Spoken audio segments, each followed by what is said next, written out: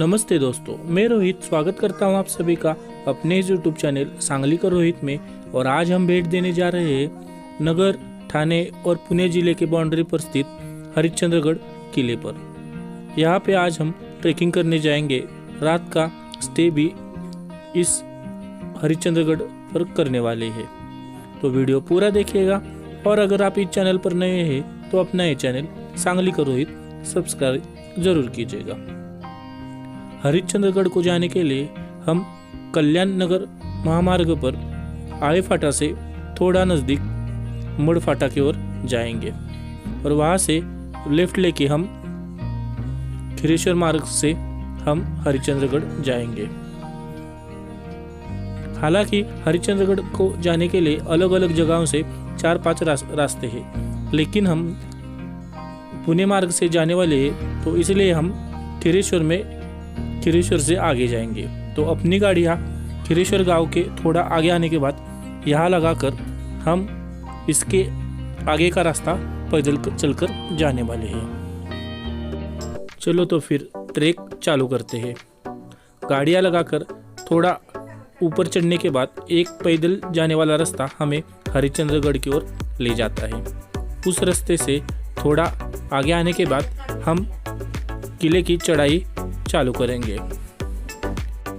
शुरुआत में थोड़ा जंगल इलाका है और बहुत ही पत्थरों से भरा हुआ रास्ता है। इस रास्ते से जाते वक्त हमें सावधानी बरतनी चाहिए। थोड़ा रुक कर थोड़ी रेस्ट कर हम ये जंगल इलाका पार करने के बाद हम एक सपाट एरिया पर आकर पहुंचते हैं। यहाँ पे फोटो सेशन करने के लिए बहुत ही सुंदर जगह है।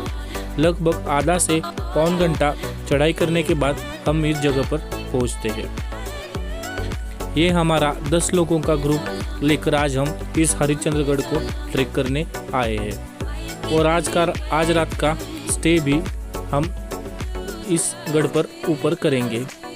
यहाँ पे हमें टेंट रेंट पे मिलते हैं।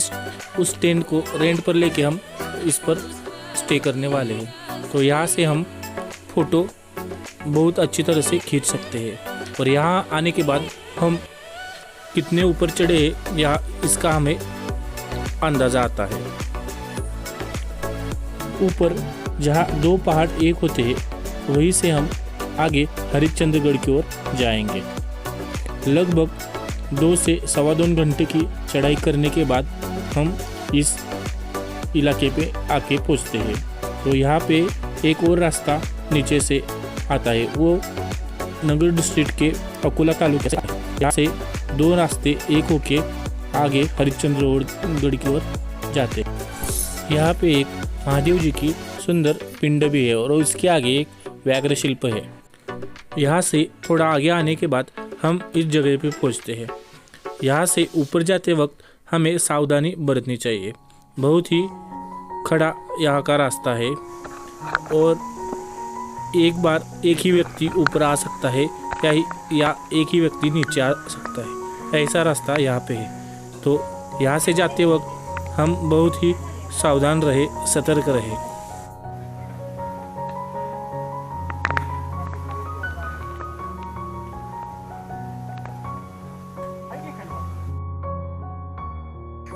हरिश्चंद्रगढ़, इन्हें ट्रेकर्स की पंडरी क्यों कहा जाता है, इसका पता हम हरिश्चंद्रगढ़ को ट्रैक करने के आने के बाद ही लगता है।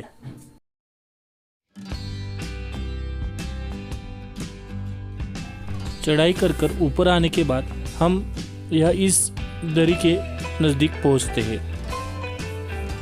लगभग 2 घंटे की चढ़ाई करने के बाद हम यहाँ पे आते हैं और यहाँ से बहुत ही सुंदर और प्यारा नज़ारा दिखता है।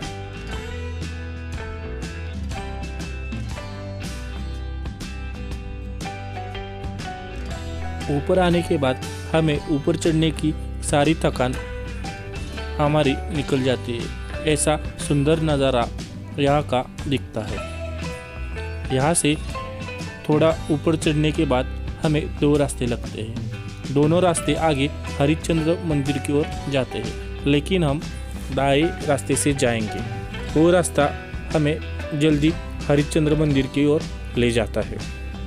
और इस रास्ते से जाते वक्त बहुत ही सावधानी बरतें, क्योंकि यहाँ बड़ी बड़ी घास उगाई हमें दिखती है। इस रास्ते से जाते वक्त हमें दाहिनी ओर बाले किला दिखाई पड़ता है। हालांकि आज इस बाले किला पर कोई खास अवशेष नहीं है, लेकिन आप ऊपर जाना चाहते हो तो एक रास्ता आपको ऊपर की ओर ले जाता है। ऊपर जाते वक्त ही सावधानी बरतें। वहीं से नीचे आकर थोड़ा आगे जाने के बाद हमें एक पानी का झरना दिखाई पड़ता है। नीचे से ऊपर 3-3.5 घंटे का ट्रैक कर आने के बाद हम जो पानी नीचे से ऊपर लाए थे वो ख़त्म हो गया, और यहाँ से कल सुबह तक यानी कि आज और कल 2 दिन हम ऐसे ही झरनों से पानी लेकर पिएंगे। ये पानी बहुत ही स्वच्छ और पीने लायक है। वहाँ से आधा घंटा आगे चलकर आने के बाद हम हरिश्चंद्र मंदिर के परिसर में पहुँचते हैं। यहाँ शुरुआत में ही घरों में छोटे छोटे होटल्स है, तो यहाँ हमने दोपहर का खाने का इंतज़ाम हमने इसी छोटे होटलों में किया है। यहीं पे एक और रास्ता नीचे से दूसरे गांव से आता है। ये ऊपर दिख रहा है, ये तारामती शिखर है। तो यहाँ हमने अपने खाने का ऑर्डर देके आगे हम मंदिर की ओर जाएंगे, और मंदिर में दर्शन करके फिर वापस आकर खाना खाकर यहाँ पे थोड़ी रेस्ट कर तारामती पॉइंट की ओर जाएंगे, और तारामती पॉइंट से आगे हम रात का स्टे करने के लिए कोकन कड़ा की ओर जाएंगे। हरिश्चंद्रगढ़ का इतिहास बहुत ही पुराना है, लगभग 4 से 4,500 हजार पुराना है। हरिश्चंद्रगढ़ का उल्लेख हमें मत्स्य पुराण, अग्नि पुराण में मिलता है। यहाँ हरिश्चंद्रगढ़ आने के लिए 4-5 जगहों से अलग अलग रास्ते हैं। पूरा गढ़ देखने के लिए हमें 2 या 3 दिन लगेंगे। हमें आगे जो दिखाई दे रहा है वही हरिश्चंद्रेश्वर का मंदिर। ये मंदिर लगभग 2 से 2,500 साल पुराना है। मंदिर को जाने से पहले हमें दाहिनी ओर एक बड़ा चौरस आकार का तालाब दिखता है। यह तालाब बहुत ही गहरा है। तालाब के पानी में उतरने की कोशिश ना करिए। तालाब देखकर हम जब मंदिर की ओर बढ़े तब हमें छोटे बड़े बहुत सारे पानी के कुंड दिखाई पड़ते हैं, और दाहिनी तरफ से एक बड़ा पानी का झरना बहता हुआ नीचे की ओर जाता है। हालांकि वो झरना सिर्फ बारिश के मौसम में हमें दिखता है। इसे मणगंगे का उगम कहते हैं।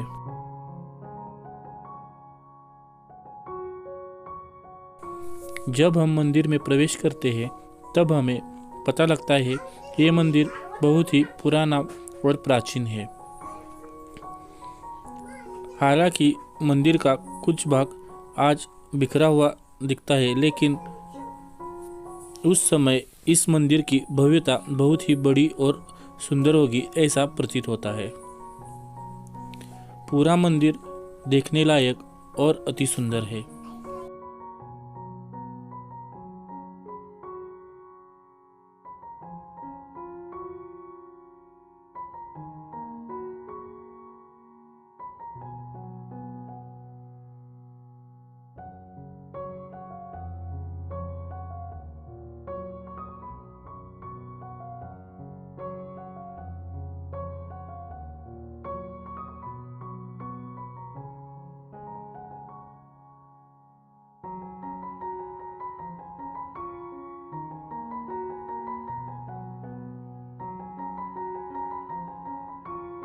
मंदिर प्रदक्षिणा करते वक्त हमें यहाँ पे बहुत सारे छोटे मोटे मंदिर दिखाई पड़ते हैं, और यहाँ एक पीने का पानी का कुंड भी है।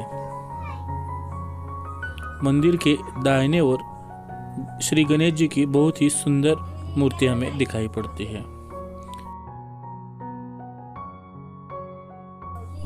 मंदिर के पीछे पानी का एक कुंड है। उसका पानी बहुत ही मीठा और ठंडा है। ये पानी पीने लायक है, और यहाँ पे 4-5 गुफाएं हैं। इस गुफा में आप रात के वक्त रुक सकते हैं।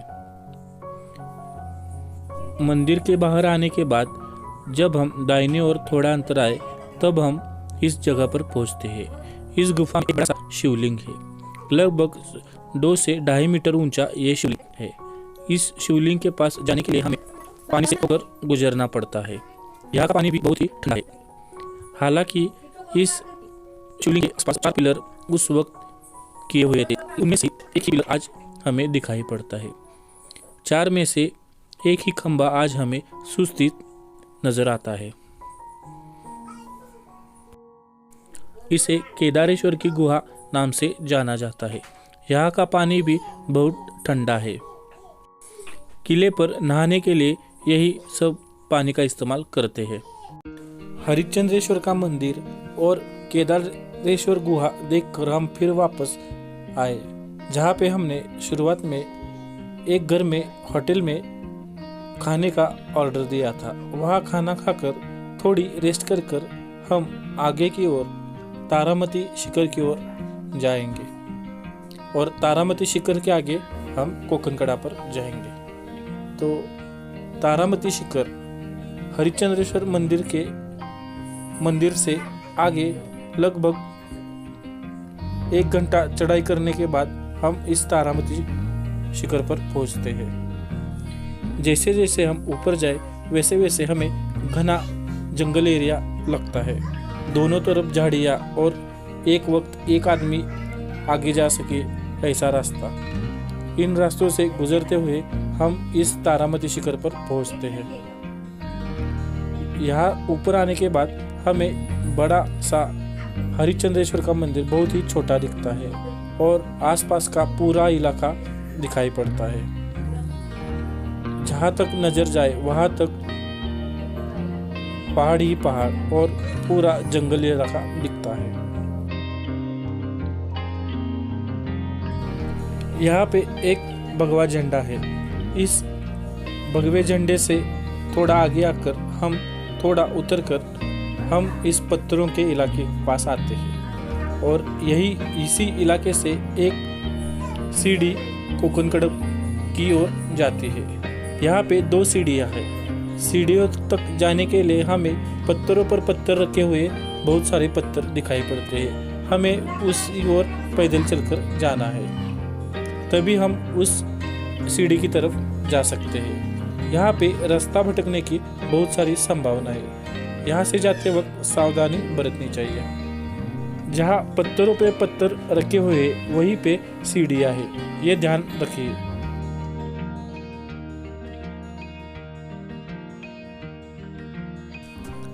दो सीढ़ियाँ उतरकर थोड़ा जंगल का एरिया नीचे उतरकर हम कोकनकड़ा की तरफ बढ़ते हैं। ध्यान रहे, जब आप तारामती शिखर से कोकनकड़ा की तरफ जाते हैं तब तुम्हें 2 सीढ़ियाँ उतरनी है, वरना आप रास्ता भटक जाओगे। यहाँ से हम कोकनकड़ा पहुँचे। तारामती पॉइंट से कोकनकड़ा तक जाने के लिए आधा घंटा काफ़ी है। यही कोकनकड़ा का पॉइंट है। यहाँ पे आज हम रात का स्टे करेंगे। ये तारामती पॉइंट का आगे का भाग है। यही भाग उतरकर हम सीढ़ियों से यहाँ तक आए हैं और इस तरफ अब हम कोकनकड़ा की तरफ जाएंगे। दिन भर का ट्रैक कर थोड़ा रेस्ट कर दिन शाम को लगभग 4 से 5 बजे हम इस कोकनकड़ा के परिसर में आकर पहुँचे हैं। हम यहाँ से बहुत खूबसूरत सनसेट देख सकते हैं, लेकिन आज ख़राब मौसम की वजह से बहुत सारे फॉग है और आज हम सनसेट देख नहीं पा रहे हैं। तो आज रात का स्टे हम यहीं पे करने वाले हैं। तो यहाँ पे रेंट पे छोटे टेंट मिलते हैं, तो इसी टेंट में हम आज रहने वाले हैं। एक टेंट में 4 लोग रह सकते हैं। ऐसा एक टेंट 400 रुपये में रेंट पे मिलता है। हमने 12 लोगों के लिए 3 टेंट रेंट पे लिए हैं और यहाँ वेज शाम को खाना भी मिलता है। 150 रुपये में एक शाकाहारी प्लेट का खाना हमें मिला।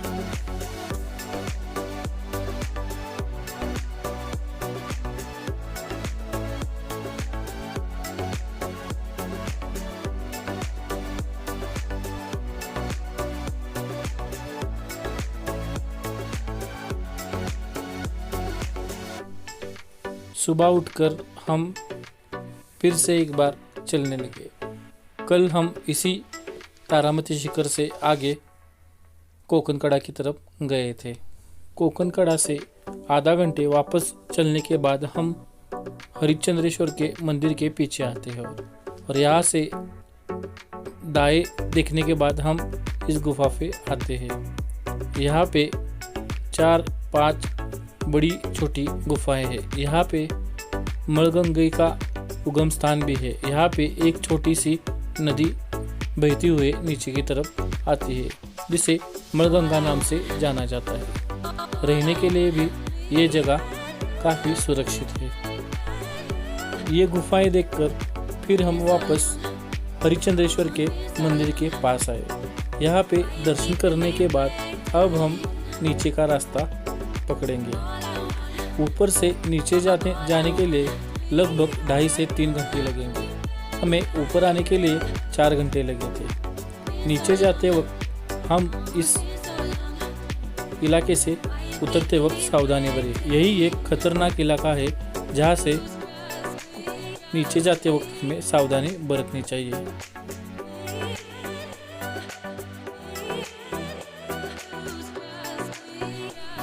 नीचे आने के बाद हम खीरेश्वर में पिंपलगांव जोगी डैम में थोड़ी मस्ती करेंगे। तो दोस्तों, हरिश्चंद्रगढ़ का ये सफ़र यहीं पे ख़त्म होता है। तो आप लोगों को ये वीडियो कैसा लगा कमेंट ज़रूर कीजिएगा, और अगर आप इस चैनल पर नए हैं तो अपना ये चैनल सांगली का रोहित सब्सक्राइब ज़रूर कीजिएगा। फिर मिलेंगे नए वीडियो में एक नया टॉपिक लेके। तब तक के लिए जय हिंद, जय महाराष्ट्र।